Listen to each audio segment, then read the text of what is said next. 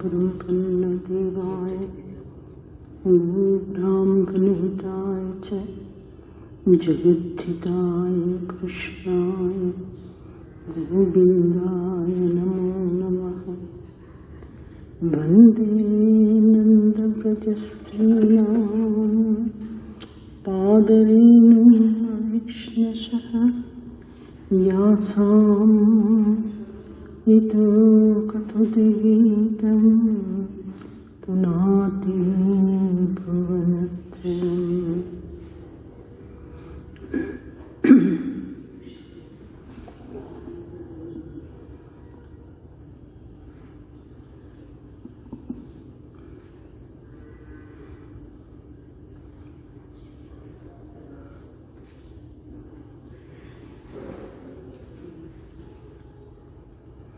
আজকে রাস রজনী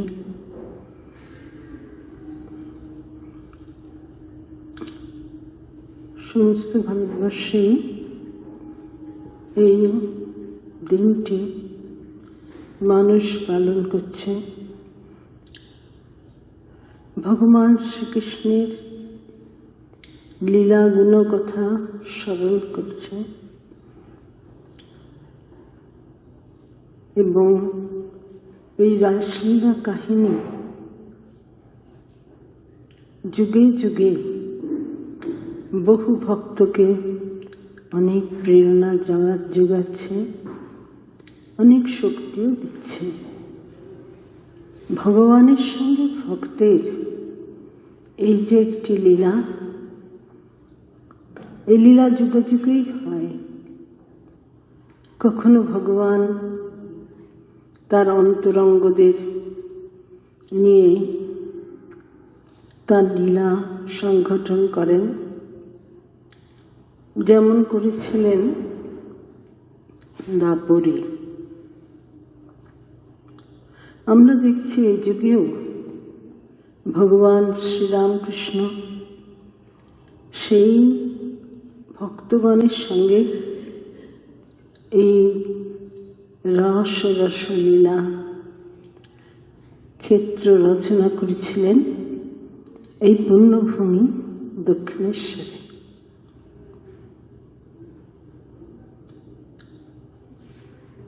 সেখানে তার আহ্বানে কত মানুষ এসেছিল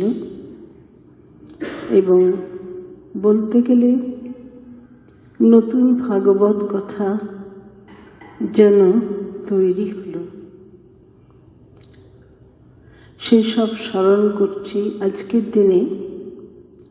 ভগবান শ্রীকৃষ্ণের লীলার সঙ্গে সঙ্গে আমাদের সেই লীলার কথা, শ্রীরামকৃষ্ণ লীলার কথাও স্মরণ না করলে এই রাসলীলা পরিপূর্ণ হয় না।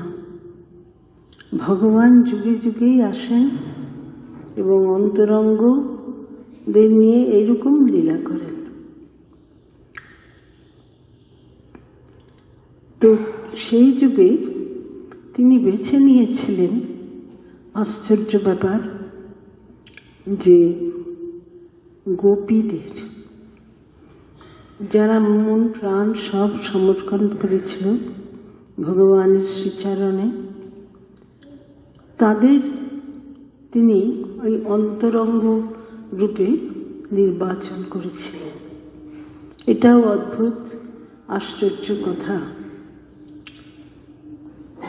সেখানে তিনি মহাজ্ঞানী উদ্ধবকে পাঠিয়েছিলেন দেখতে যে সেই গোপীরা কেমন। মহাজ্ঞানী উদ্ধব কৃষ্ণ প্রেমে সর্বস্বহারা সেই ব্রজগোপীদের দর্শন করে প্রণাম মন্ত্র উচ্চারণ করেছিলেন। বন্দে নন্দ ব্রজস্ত্রীণাম পাদরেণুম অভীক্ষ্ণশঃ ইয়াসাম হরিকথোদ্গীতম পুনাতি ভুবনত্রয়ম। ভগবান স্বয়ং উদ্ধবকে তাদের সম্পর্কে বলেছিলেন তারা কারা?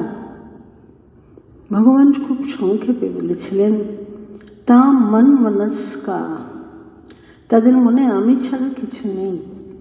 মত প্রাণা মদার্থে ত্যক্ত দৈহিকা মামেব দয়িতং প্রেষ্টম সাত্মানং মনসাগতা। যে তাদের সর্বস্ব আমি, তারা আমি বই আর কিছু জানেন না। রাসলীলা ভগবান শ্রীকৃষ্ণের অভূতপূর্ব প্রেম বিতরণের কাহিনী। আমরা জানি ভাগবতের দ্বাদশ স্কন্ধে তার লীলা বর্ণিত আছে এবং সেই দ্বাদশ স্কন্ধে আমরা তারই জীবনী বা লীলা একটা রেখাচিত্র পাই। তাই দ্বাদশ স্কন্ধে ওইখানে স্কন্ধকে বলা হয় মঞ্জু হাস্যতাম, ভগবানের মুখের হাসি। একটা মানুষকে দূর থেকে দেখলে আর কিছু আমরা দেখি না, দেখি তার মুখে হাসি আছে কিনা, তাহলেই তার পরিচয় পাওয়া যায়।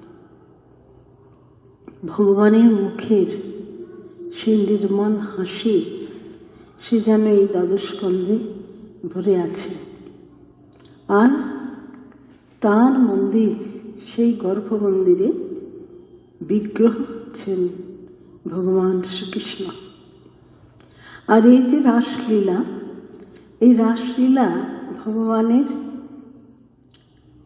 সর্বোত্তম লীলা বলা চলে। রাস হচ্ছে সর্বোত্তম লীলা, অভূতপূর্ব প্রেম বিতরণের কাহিনী।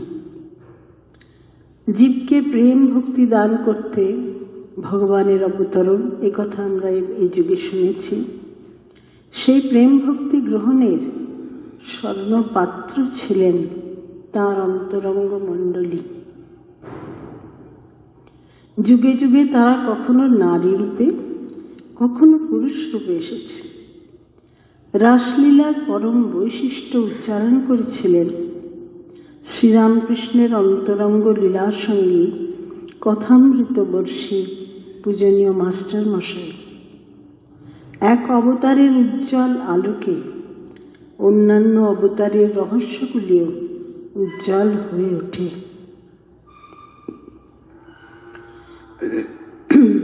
রাসলীলা নিগূঢ় রহস্য। রহস্য কেন বলবো? তার নায়ক হচ্ছে কিশোর কৃষ্ণ। অনেকে বলেন 7-8 বছর বয়স। কিশোর কৃষ্ণ আর শত সহস্র গোপী। ব্রহ্মরাত্র, তারা যে রাত্রিতে নৃত্যগীত করেছিলেন, সে এক রাত্রি হতে পারে না। এত বিরাটভাবে সেটি হয়ে উঠেছিল। আপনারা শুনুন যে কিশোর কৃষ্ণ আর দীর্ঘায়িত রাত্রি ধরে তাদের মিলন হয়েছিল নৃত্য গীত ইত্যাদির মাধ্যমে। ভাগবতের ভাষা সাধারণ নরনারীর মিলনের মতো হলেও পটভূমিদের থেকে যদি তাকাই যে কোথায় হয়েছিল, কেমন করে হয়েছিল, তাহলে মেলানো যায় না, সাধারণ রসের সঙ্গে মেলানো যায় না।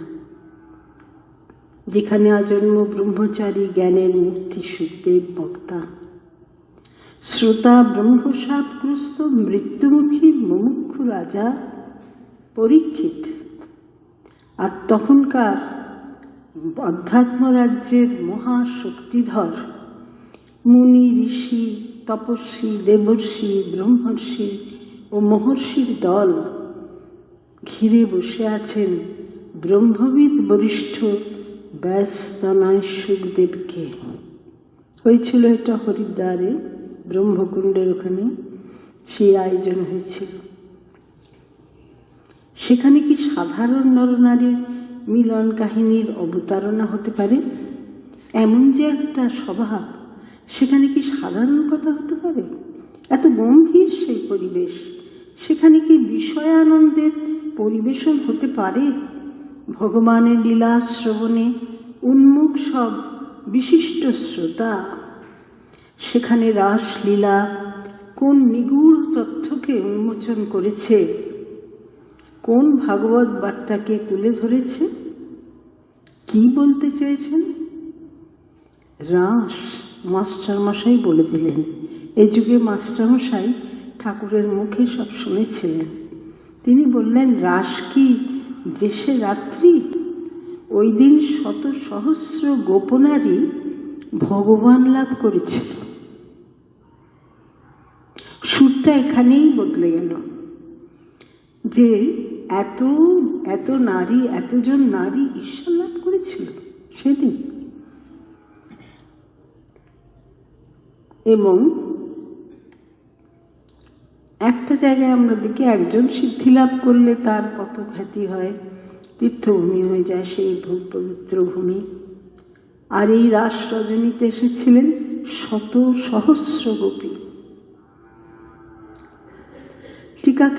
টিকাকাররা বলছেন, যুথে যুথে সপক্ষা বিপক্ষা তটস্থা সবাই। কেউ কেউ শ্রীমতীর সঙ্গে যারা ছিলেন, শ্রীমতী রাধার সঙ্গে, তারা সপক্ষা। যারা চন্দ্রাবলীর সঙ্গে ছিলেন তারা বিপক্ষা। আর তটস্থা হলেন তারা কোনো দলই ছিলেন না, তারা শুধু ভগবানের লীলা দর্শন করতে এসেছিলেন। এই প্রতিটি যুথ বলছেন ওরা, প্রতিটি যুথে অসংখ্য গোপী। সেই মিলন কোনো প্রাসাদের অভ্যন্তরে হবার নয়। কোনো প্রাসাদের মধ্যে সেই মিলন কখনো হতে পারে ওই অত শত নারীর? তাই জন্য বলছেন, তাই বৃন্দাবনের বিরাট যমুনা পুলিন বলা হয়। যমুনা এরকম স্থানাভাব দেখে পিছিয়ে গিয়েছিলেন, গিয়ে তার বালুকা সেই যমুনা পুলিনকে প্রশস্ত করেছিলেন। কোমল তরঙ্গের হাতে বালুকা দিয়ে যেন নরম গালছে তৈরি করে দিয়েছিলেন, যার উপর সে গোপীরা নৃত্য করবেন। শারদচন্দ্র, ওই যে মাথায় কি ছিল? চন্দ্রাদব ছিল, হ্যাঁ ছিল। শারদচন্দ্র তারা সমেত তৈরি করেছিল সেই লীলার মোহন চন্দ্রাদব।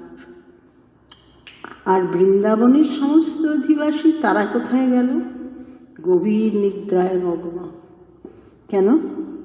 ইয়া নিশা সর্বভূতানাং তস্যাং জাগর্তি সংযমী, তস্যাং জাগর্তি ভূতানি সা নিশা পশ্যতু মে। তাই নিদ্রায় সুষুপ্ত কোনো প্রাণী সেই লীলা দেখবার অধিকারী হননি। এটা আশ্চর্য ব্যাপার যে এত বড় লীলার সংগঠন হলো, কেউ দেখতে পেল না। শুধু সেই অপ্রাকৃত ভক্ত ভগবানের মিলন দর্শন করে মোহিত হয়েছিলেন বিমানে সমাগত দেবকুল। তারাই ওই বিরাট রিক্ত ছন্দের সঙ্গে, কোথায় সেখানে বাজনা কোথায়? বলছেন রিক্ত ছন্দের সঙ্গে বাজিয়েছিলেন তাল, মৃদঙ্গ, আর গন্ধর্বেরা গাইতেই গিয়েছিলেন গান। কিন্তু সেই লীলা দর্শন করে গান টান ভুলে গিয়ে তারা আনন্দের তরঙ্গে মগ্ন হয়েছিলেন। এই বিপুল পটভূমি ভাবলেই বোঝা যায় এই রস তো সাধারণ রসের ভিড় নয়, রস বৈশ, যে ভগবান নিজে রসস্বরূপ, পরব্রহ্ম রসস্বরূপ। সেই রসের তরঙ্গ যেখানে উঠেছে লীলার আকারে, তাই হয়েছে রাস।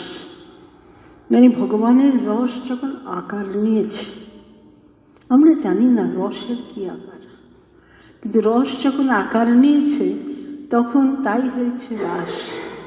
দেখা গেল সেই আনন্দিনী, তার যে আনন্দিনী শক্তি, তারা অপরূপ একেবারে নৃত্য ছন্দে ভগবানের সঙ্গে লীলা করছেন। পরমানন্দের প্রবাহ, সেই লীলায় মোহিত সুখদেব, যিনি আত্মারাম হয়েও তিনি লীলা দর্শন করে স্তব্ধ হয়ে গেছেন। যখন ভগবান নিত্য স্বরূপ থেকে তার ওই লীলায় প্রকটিত হন, তখন নররূপধারী লীলাময়ের আকর্ষণ হয় অশ্রুতপূর্ব। ভগবান যখন আকর্ষণ করেন, সেই আকর্ষণের পাশে অন্য আকর্ষণ দাঁড়াতে পারে না। তিনি হন ভক্ত পরাধীন, ভক্তের ভক্তির বন্ধনে বাধা পড়েন। ভক্তবৎসল ভক্ত সঙ্গের জন্যে উদ্বেল উন্মুখ হন। এই দৃশ্য কি আর আমরা দেখেছি। এই কাছের দক্ষিণেশ্বরে এই একই দৃশ্য আমরা কল্পনা করলে মিলিয়ে নিতে পারি। একবার মিলিয়ে দেখা যাক এই যুগে গঙ্গার তীরে দক্ষিণেশ্বরের রাসস্থলীর সঙ্গে। এবার বংশীধ্বনি নয়, কুটিবাড়ির ছাদ থেকে আকুল কণ্ঠে আহ্বান, ওরে তোরা কে কোথায় আছিস আয়। তার অপার্থিব রাসমণ্ডলী রচনা করতে ছুটে এলেন অন্তরঙ্গ সঙ্গীরা। এবার গ্রাম্য গোপবালা নয়, বিশ্ববিদ্যালয় ও বিদ্যালয়ের যুবক, কিশোর ও মাস্টারমশাইরা। তারা একে একে আসেন অপরের অজ্ঞাত সারে, যেমন গোপীরা এসেছিলেন। গোপীরা যখন দৌড়ছিলেন, কেউ কাউকে দেখতে পাচ্ছিলেন না। কেন? অন্যান্য অলক্ষিত, মানে ওরা একজন দৌড়চ্ছেন আর একজনকে দেখতে পাচ্ছেন না। তো ভগবানের কাছে যাওয়ার পথ তেমনি, সেখানে লোক দেখিয়ে যাওয়া হয় না, সেখানে একাই ছুটতে হয় সেই পথে। সেই জন্যে অন্যান্য অলক্ষিত, রাখাল আসে নরেন জানে না বাবুরাম, যোগে না সে কেউ টের পায় না। ঠাকুরের ছেলেরা এরকম নিভৃতে তার কাছে এসে উপস্থিত হতেন। তেজস্বী নরেন্দ্র প্রেমের দায়ে দাসখত লিখে দিলেন।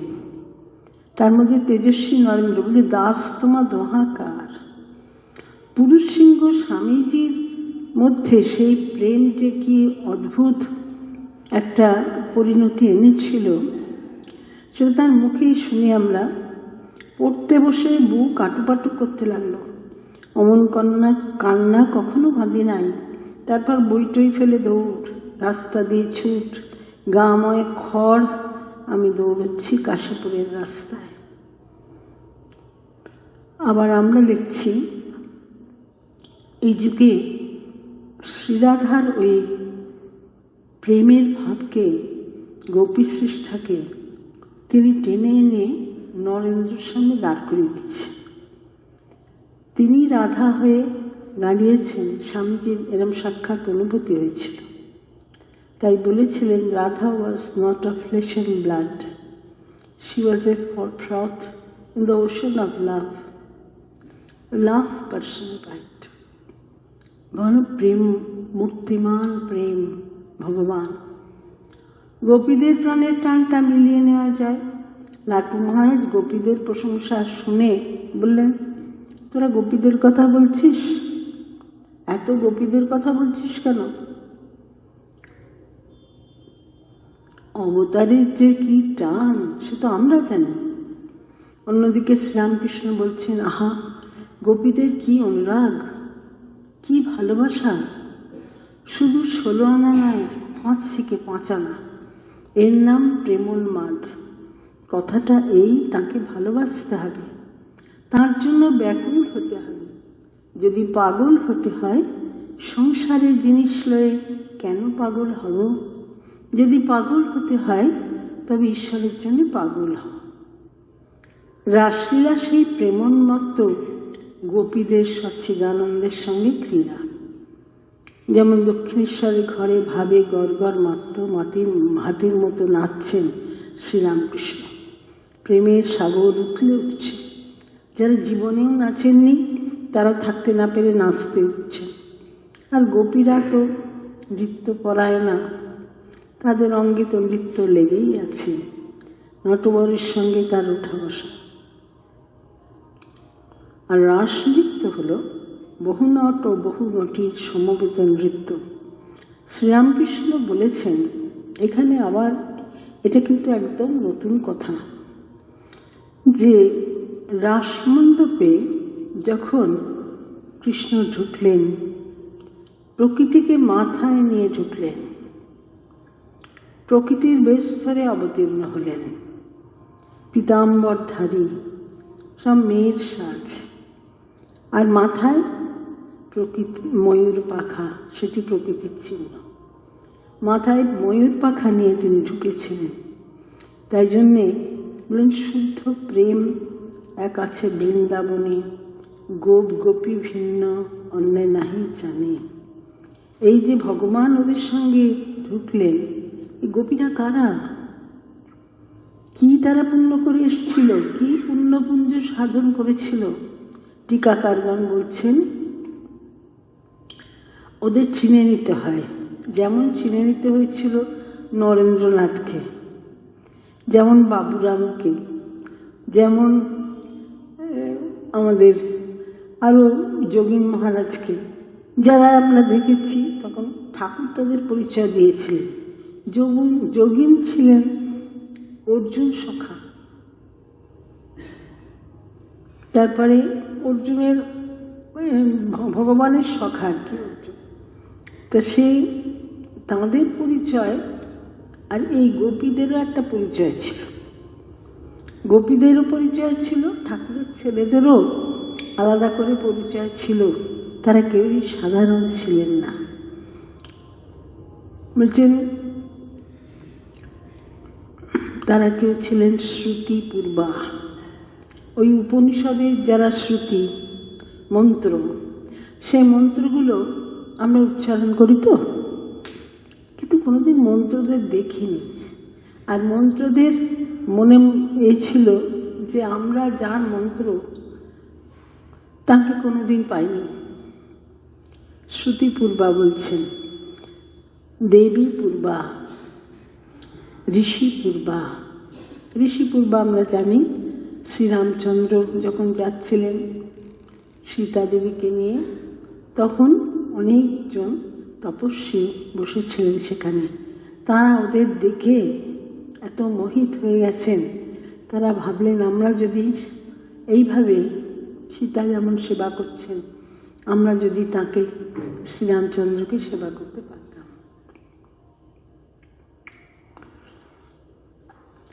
আর এই গোপীরা কারা? এটা সব লক্ষ্মীর স্বরূপ। গোপী লক্ষ্মীতমা, লক্ষ্মীর মধ্যে আবার লক্ষ্মীতম, রাধা গোপীতমা, কাবা अस्या সমা রামা। এদের সমান কে আছে? ব্রজসুন্দরীর সৌন্দর্যে তারা যে কি অপূর্ব সুন্দরী ছিলেন সেটা এত করে বলতে পারেননি এরা। যেটুকু বলেছেন তারা ব্রজসুন্দরী ছাড়া তাদের সম্বোধন করেন। সেই ব্রজের সুন্দরীরা প্রত্যেকেই সুন্দরী, অপূর্ব সুন্দরী, কারণ তারা প্রার্থনা করেছিলেন আমাদের এমন সৌন্দর্য হোক যে সৌন্দর্য সাক্ষাৎ ভগবানকে আকর্ষণ করবে। সেই সৌন্দর্য তাদের হয়েছিল। ভুবনমোহন গোবিন্দ তিনি স্বয়ং বলছেন আমি তোমাদের রূপে গুণে মুগ্ধ। গোবিন্দকেও বশীভূত করে যে রূপ গুণ, সেটাই ব্রজদেবীদের রূপের মহিম গরিমা। আবার বলা হয় গোপীরা কৃষ্ণের আনন্দিনী শক্তি, তাকে আনন্দে মগ্ন করে, অথচ তাঁরই অভেদ শক্তি হয়ে থাকে। আর একটা আছে এই রাসলীলা, যে এটিকে বলা হয় মদন বিজয়ী লীলা। শ্রীধর স্বামী বলছেন যে ব্রহ্মাদি দেবতাদের সকলকে মোহিত করে মদনের খুব বড় গর্ব হয়েছিল। সে মনে করেছিল সে ত্রিলোক জয়ী। সে জানে না মদন মোহন আছে। ওই বিগ্রহে, সেই মদন মোহন যে বিগ্রহ, মদ নেই মোহ নেই, মদনা মোহনা, তাই মদন মোহন। এবং মদনকে মোহিত করতে তিনি রাসলীলা এসেছেন। সচ্চিদানন্দের প্রেমে মোহিত গোপীদের সাহায্যে কি মোহন সম্ভব? তারা বড় চুম্বক পাথর, ব্রহ্মানন্দের আকর্ষণে রয়েছে গোপীরা। সেখানে বিষয়ানন্দী মদন তো ছোট চুম্বক, তাকে টানবে কি করে পারে? তাই রসৌলিতে প্রকৃতির বেশে জগন্মোহনকে দেখেছেন মদন, মানে তিনি মেয়েদের সাজ পরে এসছেন, আর সেই সাজে তাকে এত অপূর্ব লাগছে, তিনি দেখে ওই রূপ দেখে মূর্ছিত হয়ে পড়েছেন। মূর্ছিত হওয়া মাত্র গোপীরা এসে তাকে ধরে, তাকে প্রায় চ্যাংদোলা করে বলতে পারে, একেবারে রাসস্থলীর বাইরে দিয়ে এসছে, মানে রাসের জায়গায় সে ঢুকতে পারবে না আর কোনোদিন। সেই জন্যে রাসস্থলী থেকে কাম চলে গেলেন, তাহলে রইল কে? প্রেমের রাজা। সেই অপূর্ব প্রেমের কাহিনী কি শুনলে কি হয়? সুখদেব বললেন, রাস শুনলে হৃদয়ের কাম নষ্ট হয়। ভক্তিং পরাং ভগবতী প্রতিলভ্য কামং হৃদরোগম আশু অপহিনতি অচিরেন। সে খেলাটা কিরকম? চাঁদ খেলছে, তারা দেখছেন চাঁদ খেলছে তার জ্যোৎস্নার সঙ্গে, লীলায় এক বহু হয়ে খেলা করছে। ভাগবতের মধ্যে এই ভাবটি নিয়ে আমাদের এগোতে হবে। আমাদের রাসস্থলীর, আমরা জানি রাশি গোপীরা তারা কাত্যায়নী দেবীর পুজো স্তব ব্রত পালন করেছিল 1 মাস ধরে। কি চেয়েছিল? যে নন্দ গোপ যে সুত, অর্থাৎ ভগবান শ্রীকৃষ্ণ, তাকে আমরা প্রতিরূপে লাভ করতে চাই, এই তাদের প্রার্থনা ছিল। তো ভগবান তাদের প্রার্থনা শুনে বলেছিলেন, ঠিক আছে, আগামী শারদ পূর্ণিমায় তোমাদের এই বাসনা আমি পূর্ণ করব। সেই রাত্রি এসে গেছে। ভগবান অপি তা রাত্রি শরদোৎফুল্ল মল্লিকা বিক্ষরন্তু মনশ্চক্রে যোগমায়াম উপাসিতা। যোগমায়াকে বড় বড়ই লেগেছে, তাকে আশ্রয় করে তিনি রন্তুম মনশ্চক্রে, অর্থাৎ আনন্দ করবার জন্যে সেই মনুষ্যচক্রে, অর্থাৎ মনে মনে তাদের সঙ্গে আনন্দ করবেন, যেটা তাকে তিনি অঙ্গীকার করেছিলেন, সেই জন্যে করে এটা মনে হওয়ার মাত্র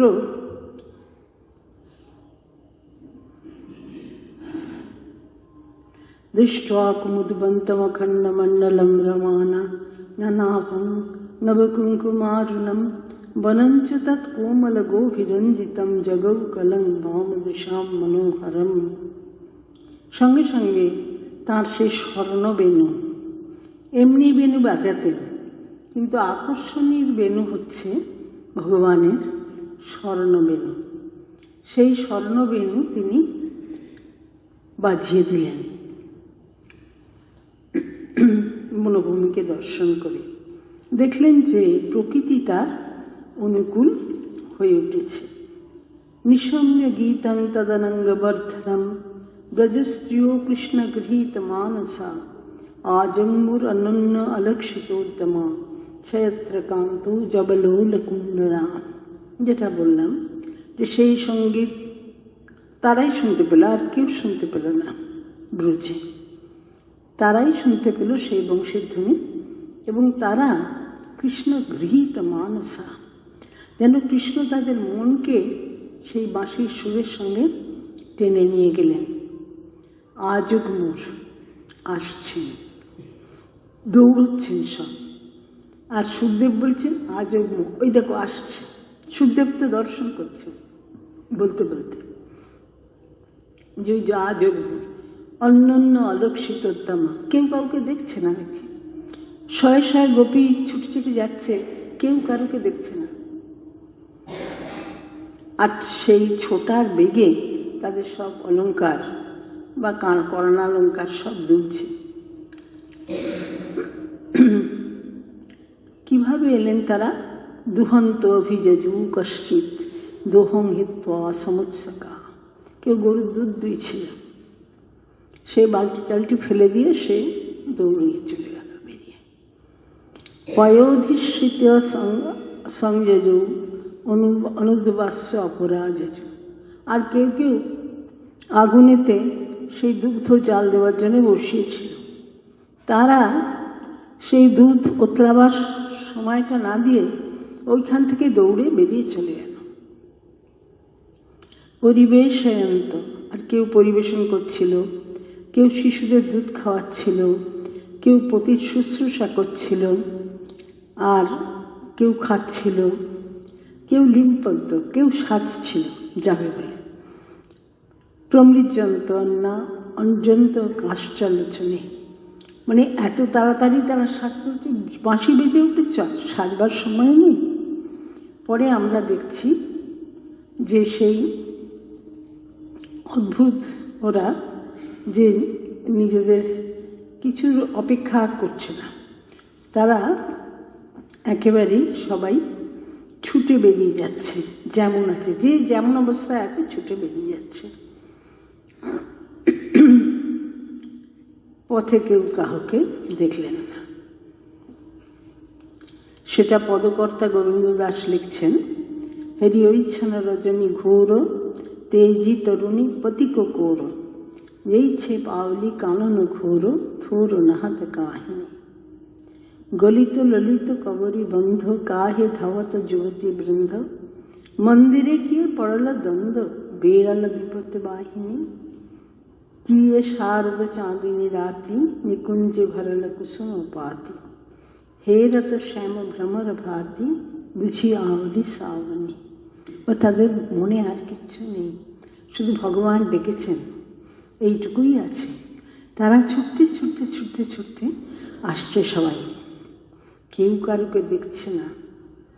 চরণে স্বর্ণের বালা, কোটিতে মুকুতা মালা, সব উল্টোপাল্টা গহনা পড়েছে, গলে রায় বাঁধিল কিঙ্কিনি, নুপুর পরিল হাতে, বঙ্কমল দিল তাতে, শিরোপর মকর কুণ্ডল, শ্রবণে বেসর পরে, কজ্জল চারু অধরে, চক্ষে বহে ভাব সুজল। বলছে এত তাদের ভাবে এ হয়েছে যে ভাবতন্ময়তা, যে বিছুরি গেহ নিজক দেহ, তার দেহবোধ আর নেই, যা পাচ্ছে পড়ে দিচ্ছে তারা। তো এইভাবে মুরলীরাও খানে দেহধর্ম গৃহধর্ম দুটোই ভেসে গেল। যাক, তারপরে তারা এসে উপস্থিত হয়েছেন ভগবানের কাছে। তা বাড়িয়ে মানা পৃথিবী, সবাই বাধা দিচ্ছে তাদের আসতে, পতিরা, পিতা, ভাতা, বন্ধু, গোবিন্দ অপহৃত আত্মান। কিন্তু গোবিন্দ যাদের টান দিয়েছেন তারা আর থাকতে পারল না, মোহিত অন্তর্গৃহগত আকাশ। উনি কিভাবে তারা সমস্ত ছেড়ে ছুড়ে ভগবানের কাছে চলে এল। অভিশাপ, অর্থাৎ ভগবান বলেছিলেন তোমাদের ডাকবো, তোমাদের মনস্কামনা পূর্ণ করব। এই সময় পরীক্ষিত একটা প্রশ্ন করেছিলেন যে এরা তো পরগৃহবধূ, তো এরা কি করে, এর সঙ্গে কি করে ভগবান অবতার হয়ে এসব কি করছেন, সেটা কি?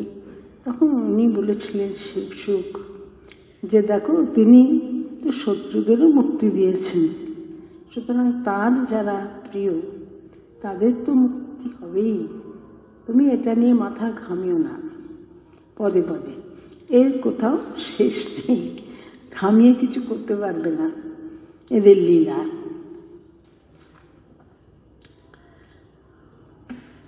তারপরে তং দৃষ্ট্বান্তিক মায়াতা ভগবান মজযোষিত অবদৎ বদতাম শ্রেষ্ঠ বাচ পৈশৈ পেশৈ বিমোহয়া। তাহলে দেখতে দেখতে ওরা ভগবানের কাছে এসে গেল। এসে তারা গোল হয়ে ঘিরে দাঁড়িয়েছে ভগবানকে। ভগবান বাচ স্বাগতম ভো মহাভাগা। খুব ভালো কথা বলতে পারতেন। প্রথমেই বলছেন স্বাগতম ভো মহাভাগা। আহা, তোমাদের কি ভাগ্য যে তোমরা প্রিয়ম কি করো আনিতে, তোমরা এত কষ্ট করে ছুটে এসছো। আমি তোমাদের জন্য কি করতে পারি? ব্রজের সব কুশল তো? তোমরা বলো কেন এসছো। আর নিজে ডেকে এনেছেন, এসে বলছেন কেন এসেছ। রজনীশা ঘোর রূপা, তারপরে ওদের ভয় দেখাচ্ছে। ঘোর সত্য নিষেবিতা প্রতিজাত ব্রজং নেহস্থিয়ং শ্রী বিষ্ণুর্ধমা। তোমরা এক্ষুনি চলে যাও, এই বনের মধ্যে তোমাদের থাকা উচিত নয়, অতএব তোমরা ব্রজে ফিরে যাও। মাতর পিতর পুত্রা, ওদের বলছেন ভ্রাতর পতশ্চতে বিচ্ছিন্নন্তি অপশ্যন্ত মা ক্রীড়ং বন্ধু সাধবসব। আত্মীয় স্বজনকে কষ্ট দিও না, তারা সবাই তোমরা তোমাদের খুঁজে বেড়াচ্ছে এখানে ওখানে, এক্ষুনি চলে যাও। ইতিমধ্যে ভগবানের মুখে এরকম কঠিন কথা শুনে ওরা সবাই মুখটা ফিরিয়ে এদিকে করেছে, মুখটা ফিরিয়ে নিয়েছে আর কি। দৃষ্টাঙ্গমানং কুসুমিতম। তখন ভগবান বলছে, ও আমি ভুল করেছি। দৃষ্টাঙ্গমানং কুসুমিতম রাকেশ্বর কর রঞ্জিতম। তুমি এই চাঁদনি রাতে ফুলের শোভা দেখতে এসছিলে? ঠিক আছে, সেটা আমি বুঝতে পারিনি। যমুনা নিদর্নি লীলই জয় তরু পল্লব শোভিতম। এই যমুনার কাছে এই তরু পল্লব শোভিত এই বনটি দেখতে এসছিলে তোমরা? ফুল ফুটলে কেমন রাত্রে দেখায়, তা দেখেছ তো? তা যা তো মা চিরং কষ্টম, দেখা তো হয়ে গেছে তোমাদের, এবার তোমরা ফিরে যাও। ক্রন্দন্তি বৎসা বালাশ্চ তান পায়ত দুজত। তোমার সমস্ত বৎসরা তাদের তোমরা দুধ দহনের করেছ, আরম্ভ করেছিলে, তার মধ্যে দুধ দাওনি তাদের খেতে। আর তোমাদের ছেলে মেয়েরা শিশুরা সবাই কান্নাকাটি করছে। আচ্ছা, এখন মনে হচ্ছে আমার তোমরা এসবের জন্য আসনি। মৎস্নেহান ভবত্য জন্ত্রিতাশয়। তোমরা বোধহয় আমাকে খুব ভালোবাসো, তাই এই বনের মধ্যে আমাকে দেখতে এসছো। আগতা উপপন্ন বলছে, হ্যাঁ তোমরা যে এসছো এটা ঠিকই আছে, যে তোমরা আমাকে ভালোবাসো তাই এসেছ। কিন্তু প্রিয়ান্তে মই জন্তব, তুমি জানো তো এই যত জীব জন্তু সব চারদিকে আছে সবাই এরকমই ভালোবাসে আমাকে। দেখো সবাই ছুটে আসবে। ভর্তু অথবা উপপন্ন ভর্তু শুশ্রূষরম শ্রীনাম পরধর্ম অমায়না। এই বলে ওদের বললেন যে পতি ও তাহার বন্ধুদের সেবা করো, সন্তান পালন করো ইত্যাদি। এইরকম তীব্র উপেক্ষার আঘাত ব্রজবধূগণ একদম মুখ হয়ে গেছে। তারা মনে মনে ভাবছেন যে আমাদের এত ভয় দেখাচ্ছ, সকল ভয় তোমার পাদপদ্ম আমাদের নির্ভরযোগ্য স্থান, চরণের স্থান দিলেই আমাদের সব ভয় চলে যাবে। তখন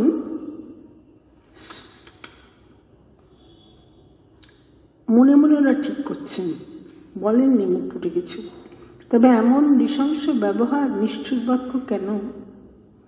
যদি তাঁর আশা আমাদের ত্যাগ করতেই হয় তবে বনবাসী হব, যমুনা জলে আত্মবিসর্জন দেব, তবু সেই গৃহে ফিরব না। এটা ঠিক করে নিয়েছে। এই কথা ভেবে শ্রীকৃষ্ণের দিকে মুখ ফিরিয়ে তারা বনের দিকে তাকালেন। তখনই ভগবান আবার সেই কথা বললেন যে ও বনভূমির শোভা ভাল লাগছে দেখতে, ঠিক আছে দেখে নাও। সারাদিন গৃহকার্য করে সময় পাও না তো, তাই রাত্রিবেলা এসেছো, এতে কোনো দোষ দেখছি না আমি।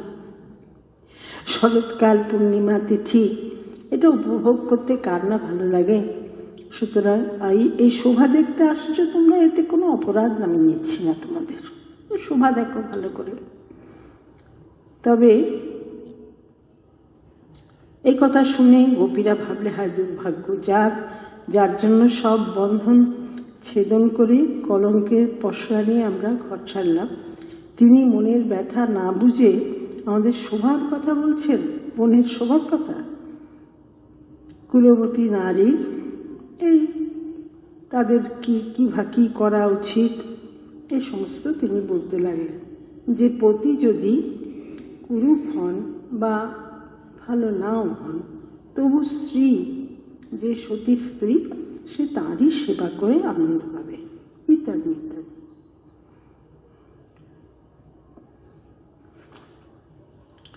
শিশির দুর্ভগ বৃদ্ধ জল রোগ ধলভ্য, এসব বললেন। এরা যত শুনছে তত এদের কষ্ট বেড়ে যাচ্ছে, ফলে এখানে মুখ খুলছে না। ভগবান কিন্তু এদের মুখটা খোলাবার জন্য এত কথা বলছেন, কি যে এদের মনে কি আছে, এরা কেন এসছে আমার কাছে, কি চাইছে, সেটা তো মুখ ফুটে কোনোদিন বলে না। বিশেষ করে মামা যারা, তারা মুখ ফিরিয়ে থাকে, হ্যাঁ কে না করে মুখ ফিরিয়ে থাকে। সুতরাং তাদের মুখ থেকে কথা বার করা খুব কঠিন। ইতি বিপ্রিয় মা করানো, এত খারাপ কথা বলেছেন যে এদের শুনে একেবারে গোবিন্দ ভাষিত বিষণ্ণা ভগ্ন সংকল্পা চিন্তা মাপু দূরত্বয়া, যে ওদের ভগ্ন সংকল্প হয়েছে আর ইতিমধ্যেই তাদের কাঁদতে আরম্ভ করে দিয়েছে। শ্মশানে নিচু হয়ে মুখ নিচু করে দাঁড়িয়ে আছে, মাটি দিয়ে পা দিয়ে মাটি খুঁড়ছে। ধরনে দিদা হও বলে সেই কোথায় এলাম, অস্ত্রই চুপ করে আছে। শ্রেষ্ঠম প্রিয়তরীম ইব প্রতিভাসমানম কৃষ্ণ নেত্রে বিমৃজ্য উদিত পহতে স্ম কঞ্চিত সংরভ্য গদগদ গিরু অব্রুবৎ অনুরক্তা। বলছেন কিছু কিছু গোপী আর থাকতে পারলেন না, তারা অন্ধপ্রায় নয়নটা মার্জনা করে গদগদ হয়ে অপ্রিয়ের ন্যায় বাক্য যে প্রয়োগকারী কৃষ্ণ তাকে বলতে লাগলেন, শ্রীকৃষ্ণকে। ওরা বলছেন যে দেখো, আমরা তো অনেক আশা করে এসেছিলাম, তোমার এই 10টা শ্লোক, এই যে তুমি বললে, এটা হচ্ছে 10টা ইন্ধন, অর্থাৎ কাটে 10টা আগুন দিয়েছ। একেই আমরা জ্বলে পুড়ে মরছি তোমার বিরহানলে, তার উপর আগুনটা আরো বাড়িয়ে দিয়েছ। সুতরাং অগ্নি সংযোগ করে বেশ উপভোগ করছো। এইসব তাকে গোপ পুজ। তারপরে এক এক করে তারা বলতে লাগলেন, মৈবং বিভো অর্হতি ভবান গদিত ঋষংসম সন্তজ্য সর্ব বিষয়াস্তব পাদ মূলম। বলছে তুমি একথা বলতে পারলে, আমাদের বলতে পারলে যে আমরা এই সমস্ত সর্বস্ব ছেড়ে তোমার পাদমূলে উপস্থিত হয়েছি কাণ্ড করে, বাড়িঘর ছেড়ে, আর তুমি আমাদের সঙ্গে এরকম ব্যবহার করছো, এরকম কঠোর বাক্য তুমি বলতে পারো না আমাদের। অতএব মুমুক্ষু ব্যক্তিদের আদিপুরুষ যেমন গ্রহণ করে, অর্থাৎ যারা মুমুক্ষু, যারা মুক্তি ছাড়া আর কিছু চায় না, তেমন করে আমরা তুমি ছাড়া আর জগতে কিছু চাই না। সেজন্য ভগবান যেমন সেই মুমুক্ষু ব্যক্তিদের আশ্রয় দেন, ভালোবাসেন, তেমনি আপনি আমাদের আশ্রয় দিন, আমাদের আশা ছিন্ন করবেন না।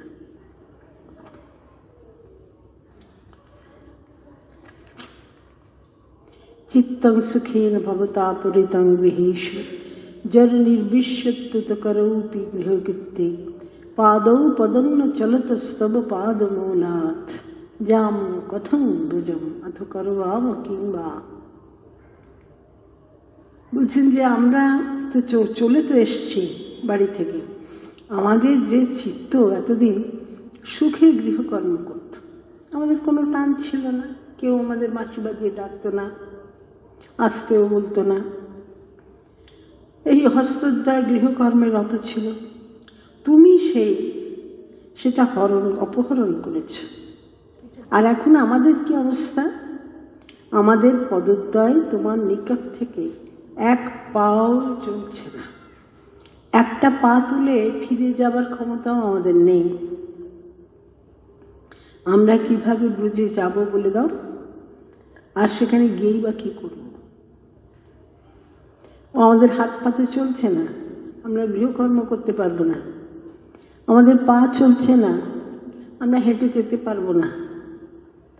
এখন আমরা সে স্থানে গিয়েই বা যদি বা পৌঁছাই, সেখানে গিয়েই আমরা কি করব?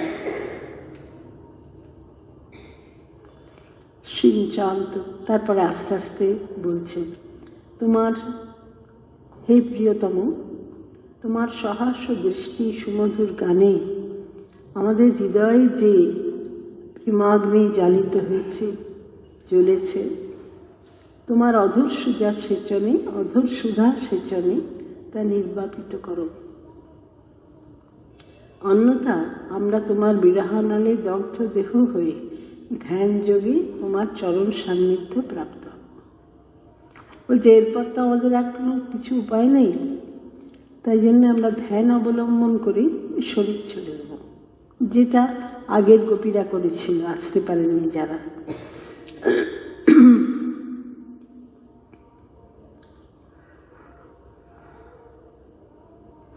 বলছেন যে লক্ষ্মী দেবীর আনন্দদায়ক ব্রজবাসীদের প্রীতিপ্রদ তোমার শ্রীচরণতল একবার আমরা যখন স্পর্শ করেছিলাম, সেই সময় থেকে হে প্রিয়, তোমার দ্বারা আনন্দিত হয়ে আমরা অপরের কাছে অবস্থান করতে পারছি, অপরের কাছে আর থাকতে পারছি না। যার কৃপাদৃষ্টি লাভের জন্য ব্রহ্মাদি দেবগণ প্রয়াসী, সেই লক্ষ্মী দেবী তোমার বক্ষস্থলে স্থান লাভ করলেও দাসগণের সেবিত যে তোমার তুলসী পদ্মরজ তুলসী কামনা করে থাকেন, আমরাও সেই পাদরজ চাইছি। তো ভগবান লক্ষ্মী দেবী তিনি তোমার বক্ষস্থলে থাকলেও তিনি তোমার চরণের তুলসী কামনা করেন। তো আমরা সেটাই কামনা করছি। তোমার রমণীয় হাস্যে আমাদের এই কামনা আরো বেড়ে যাচ্ছে। আমাদের তোমার দর্শন প্রদান করো। দেখ কত রকম চাইছে ওরা, তুমি তোমার দাসী হয়ে থাকো, আমাদের কাছে রেখে দাও। বিক্ষালক ভৃত মুখম তব কুণ্ডলস্য। বলছেন যে আমরা ওই শ্রীচরণে শরণাগত হয়ে আছি, দায়ী তোমার শ্রীচরণ, আমরা নই। যদি বলো আমরাই দোষী, তবে বলবো আমরা একাদশী নই। যার কৃপাদৃষ্টি দেবগণ কামনা করেন, সেই লক্ষ্মীও ওই চরণ ধুলে পাওয়ার জন্য থাকেন আমার কাছে। তোমার চরণ পাশে তুলসী থাকেন সতত শপথের মতো। তা দেখিয়েও লক্ষ্মী দেবী বিরূপ হননি, লক্ষ্মীর শরীর আর নেই, তার বাসনা ক্ষুণ্ণ হয়নি। আর সেজন্য সুষ্ঠুভাবে জেনেও লক্ষ্মী পশ্চাৎপদ হননি। তারপরে কি চাইছেন এরা? ত্রিভুবনে কোন নারী আছে যে তোমার সুমধুর বেণুগীত শ্রবণে এবং ত্রিভুবন সুন্দরী রূপ দর্শন করে আর্যপথ থেকে ভ্রষ্ট হয় না? কারণ গাভী, পক্ষী, বৃক্ষ, মৃগগণকেও পুলকিত করে থাকো। আদিপুরুষ দেব তুমি যেমন দেবলোকে রক্ষাকর্তা, তুমি নিশ্চয়ই ব্রজের ভয় ও দুঃখহারী রূপে আবির্ভূত হয়েছ। হে আত্মবন্ধু, এই দাসীগণের সন্তপ্ত বক্ষে ও মস্তকে তোমার করকমল স্থাপন করো। এই যে একটা একটা বেরিয়ে আসছে ওদের মুখ থেকে, যে আমাদের দাস্য দাও, আমাদের বুকে এবং মাথায় হাত দিয়ে তোমার ওই অদ্ভুত সুন্দর হাত, সে আমাদের মাথায় রাখলেই আমাদের মাথা ঠান্ডা হয়ে যাবে। আমরা এরকম আর করবো না, আমরা সন্তপ্ত হয়েছি। আবার চতুর্থ জন বলছেন, এইভাবে 10 জন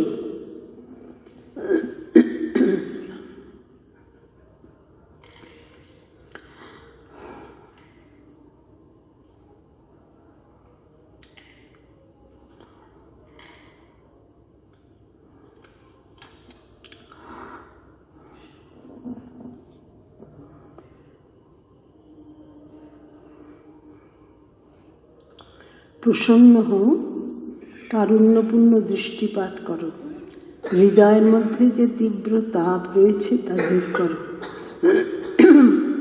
এই চিরদাসীদের দাসী বলে স্বীকার করো, মাথায় হাত দিয়ে আশীর্বাদ করো, ওই চরণ সেবায় যেন বঞ্চিত না হই। তাহলে এদের ভেতরে কি আছে? শুধু গোবিন্দের একটু স্পর্শ পাওয়ার ইচ্ছা, তাদের অধরসুধা গ্রহণের ইচ্ছা, তিনি একটু মাথায় হাত দেন, আশীর্বাদ করেন, এই ইচ্ছা।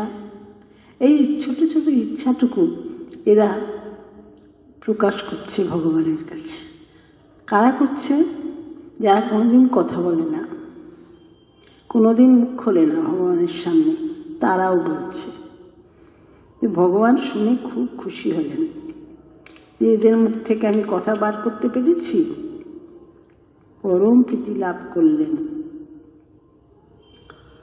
পদে রাখো বলে উড়িয়ে কেউ বলছে আমাকে তোমার পদে রাখো, ধন্য ভক্তের আদর্শ। এরা আমরা দেখতে পাচ্ছি যে ভক্তেরা যা বলেন এই ব্রজবধূগণ তাই মনের কথা খুলে বলছেন। প্রিয় আচরণ করো, ব্রজং প্রতিজাত না। তুমি যে আমাদের বলছো ব্রজং ব্রজে ফিরে যাও, স্ত্রী লোকদের এখানে থাকা উচিত নয় ইত্যাদি, এটা আমাদের আর বলো না।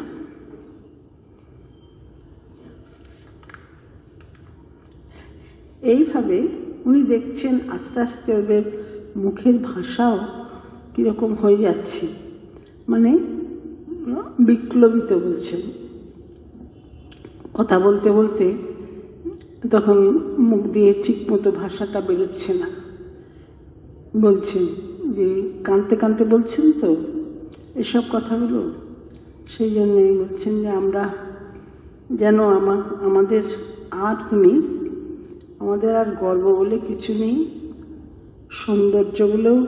সৌন্দর্যের গর্বও নেই, কিছু নেই, সমস্ত গর্ব তুমি চুরমার করে দিয়েছ। ইতি বিপ্লবিতম তাসাম শ্রুত্বা যোগেশ্বরেশ্বরা প্রহস্য সদয়ং গোপীনাথমান অরিরমত। বলছে এইভাবে গোপীদের কথা শুনে তখন ভগবানের মুখে হাসি। বলছে কেমন বলিয়েছি মুখ দিয়ে, এইসব কথা তো আমরা সামনে বলো না, এখন কেমন তোমাদের বলালাম মুখ দিয়ে। এই বলে আর বাক্য ব্যয় করলেন না ওদের জন্যে, সান্ত্বনাও দিলেন না। সোজা উদার হাস দ্বিজকুঙ্কুদিধি বিরোচনায়িতাঙ্ক ইবৃত উপগীয়মান উদ্গায়ন। আর কথাবার্তা না বলে গান ধরে দিলেন। গান ধরে গান করতে করতে হাত উঁচু করে বেরিয়ে গেলেন যমুনার দিকে। তার পেছনে পেছনে সব গোপীরা যাচ্ছে। মালাং বিভ্রদ বৈজয়ন্তিং বচরণ মণ্ডয়ন বনম নদ্যা পুলিনমা আবিশ্য গোপীভীর হিম বালুকম রেমে তত্তরলানন্দী কুমুদামোদমা।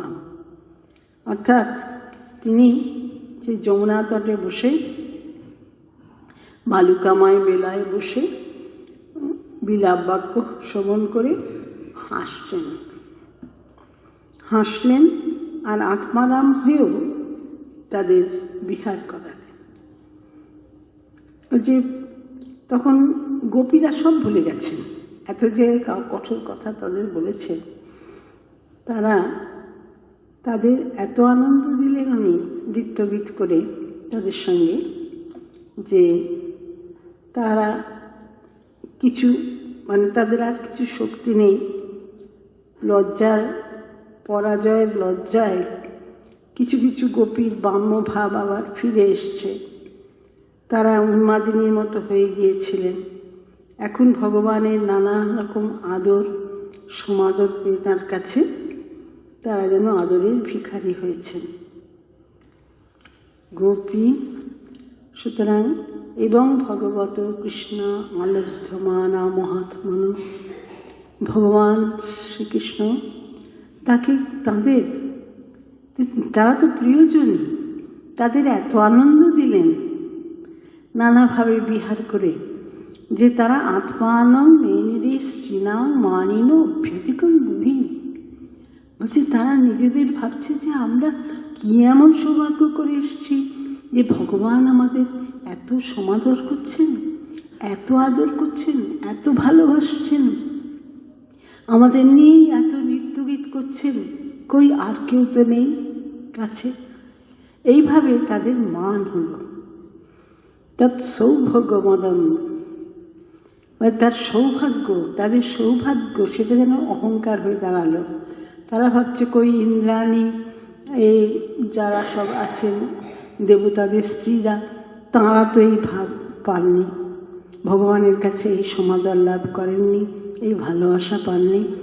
সুতরাং প্রসময় তাসাং সৌভাগ্যমদন বিশ্ব মানঞ্চ কেশব।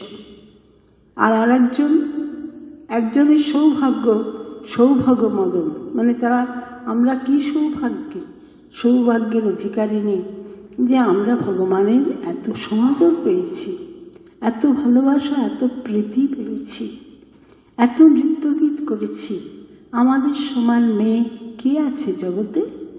এইটা উঠেছে মনে মনে। দ্বিতীয় চিন্তাটা যদি না উঠত যে আমাদের সমান মেয়ে আর কে আছে, এটা কারোর সঙ্গে তুলনা না উঠতো যে আমরা পেয়েছি, তা কিন্তু হলো না। তারা আবার ইন্দ্রাণী চন্দ্রাণীর সঙ্গে নিজেদের তুলনা করতে লাগলো। ফলে তাসাং সৌভাগ্যমদন বৃক্ষ, তাদের এই সৌভাগ্য মদন তাদের মদ হলো।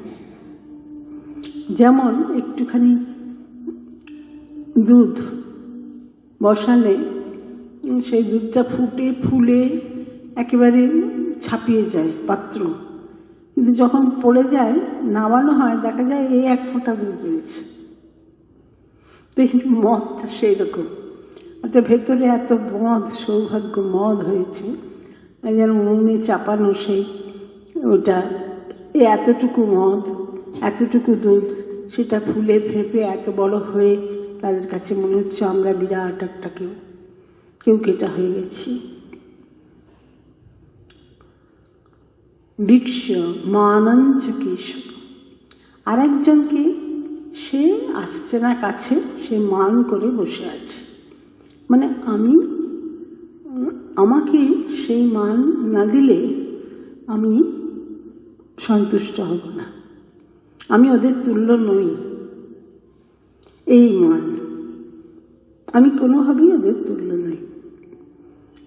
প্রসময় প্রসাদায় তত্রৈবান্তরধীয়তা, যে প্রসময় প্রসাদায়, যে ভগবান গর্ব আর মান দর্শন করলেন, তাহলে ভগবানের পথে যেতে এতটুকু অহংকার, এতটুকু মান, এতটুকু গর্ব ভেতরে থাকতে পারবে না, দিনহীনের মতো থাকতে হয়, তাহলে যদি তার কৃপা হয়। তো এরা কামিনীর মধ্যে নিজেদের শ্রেষ্ঠ মনে করবেন কেউ, আর কেউ মান দর্শন করে তার মধ্যে বলে যে শ্রীরাধা, তার মনে হলো যে আমার যোগ্য সমাদর হয়নি বলে তার মনে ওই মানের গর্ব এলো। সঙ্গে সঙ্গে দেখা গেল ভগবান নেই তাদের মধ্যে, চলে গেছে। সকল গোপী শিরোমণি একজন, তার মান হলো। আর শ্রীকৃষ্ণ সকল গোপীর সঙ্গে সমভাবে প্রেম ব্যবহার করেছেন। তার মনে হলো শ্রেষ্ঠা যে, সে কেন শ্রেষ্ঠ ব্যবহার পাবে না, শ্রেষ্ঠা যে, সে কেন শ্রেষ্ঠ ব্যবহার পাবে না। এটা মনে হলো বলে না ইন্দ্রাণী না হচ্ছে ব্রহ্মাণী, এই ভাগ্যবতী রমণী তিনি ভগবানকে কিন্তু মান দিয়ে আকর্ষণ করলেন। এটাও ঠিক যে তার মানটা দেননি বলে ভগবানকে বাধ্য হয়ে সেই মান তাকে অর্পণ করতে হলো। মানে শ্রীকৃষ্ণ পাশেই আছেন, কিন্তু তারা দেখছে কৃষ্ণ শূন্য স্থান। কোথায় সেই বিরাট একটা যুথের মধ্যে থেকে তিনি অন্তর্হিত হয়েছেন, তাকে খুঁজে পাওয়া যাচ্ছে না।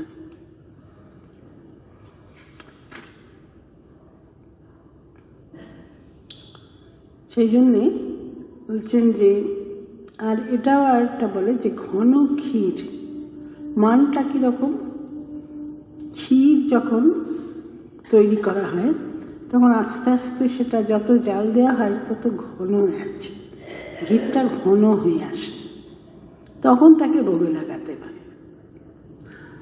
তেমনি রাধার যে মান, সে মান ওই ক্ষীরের মতো,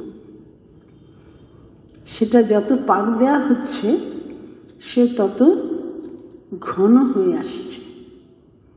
তাই জন্যে গোবিন্দের দেওয়া আদরে যাদের মদ আর মানের জন্ম হলো, তাদের আদর কমিয়ে দেওয়া প্রয়োজন আছে, তাতে উপেক্ষা করা প্রয়োজন আছে। এইভাবে তিনি নিজেকে অন্তর্ধান করলেন। আর একটা কথা আছে, নবীনা বিপ্রলম্ভীন সম্ভোগা পুষ্টিম অশ্নুতে। বিপ্রলম্ভ না হলে, মানে বিরহ না হলে সম্ভোগ পুষ্ট হয় না। এই যে গোপীদের যে মিলনের আনন্দ, এই আনন্দটা পুষ্ট হবে না যদি তার পেছনে বিরহ না থাকে। ঠাকুর বলছেন না যে যখন মহাভাবের অবস্থা পিঠের মধ্যে ফাল চালিয়ে দিচ্ছে, এত কষ্ট, আর তারপরে তেমনি আনন্দ। তো এইটা এতে আমরা দেখছি যে সেই ভগবানের সাহচর্যে তাদের মধ্যে যে মান এসেছে আর মদ এসেছে,